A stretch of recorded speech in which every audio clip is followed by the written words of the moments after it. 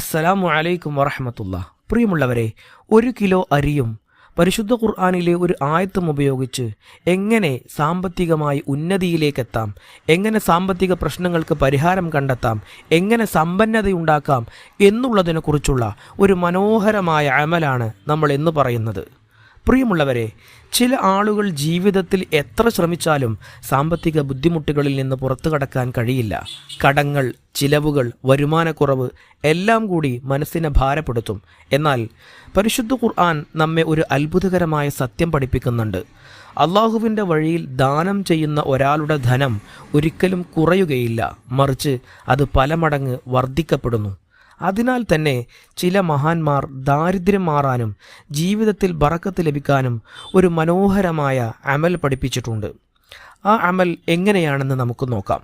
പരിശുദ്ധ ഖുർആനിലെ സൂറത്തുൽ ബഖറയിൽ അള്ളാഹു പഠിപ്പിക്കുന്ന ഒരു ആയത്തുണ്ട്, 261 ആയത്ത്. ആ ആയത്ത് ഇങ്ങനെയാണ്: മസലുല്ലദീന യുൻഫിഖൂന അംവാലഹും ഫീ സബീലില്ലാഹ് കമസലി ഹബ്ബത്തിൻ അംബതത് സബ്അ സനാബിൽ ഫീ കുല്ലി സുംബുലത്തിൻ മിഅതു ഹബ്ബ വല്ലാഹു യുളാഇഫു ലിമൻ യശാ.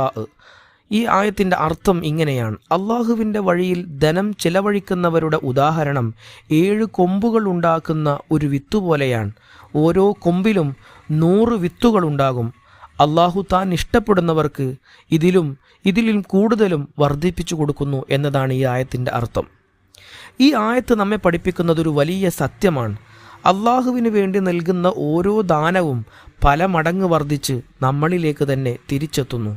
ഈ അമൽ ചെയ്യേണ്ട വിധം ഇങ്ങനെയാണ്: 1 കിലോ അരി എടുക്കുക. കൃത്യമായി 1 കിലോ തന്നെ എടുക്കണമെന്നില്ല, ഏകദേശം 1 കിലോ അരി എടുക്കുക. എന്നിട്ട് നല്ല നിയ്യത്ത് ചെയ്ത് ബിസ്മില്ലാഹിർ റഹ്മാനിർ റഹീം എന്ന് പറയുക. അതിനുശേഷം നാം മുകളിൽ പറഞ്ഞ ആയത്ത് 11 തവണ വായിക്കുക. ആ ആയത്ത് ഇങ്ങനെയാണ്: മസലുല്ലദീന യുൻഫിഖൂന അംവാലഹും ഫീ സബീലില്ലാഹി കമസലി ഹബ്ബത്തിൻ അംബതത് സബ്അ സനാബിൽ ഫീ കുല്ലി സുംബുലത്തിൻ മിഅതു ഹബ്ബ വല്ലാഹു യുളാഇഫു ലിമൻ യശാ. ഈ ആയത്ത് 11 തവണ ഓതുക, 11 തവണ നോക്കി വായിക്കുക. ഓരോ തവണയും അള്ളാഹുവിനോട് ബറക്കത്തിനും സാമ്പത്തിക സൗകര്യത്തിനും വേണ്ടി ദുആ ചെയ്യുക.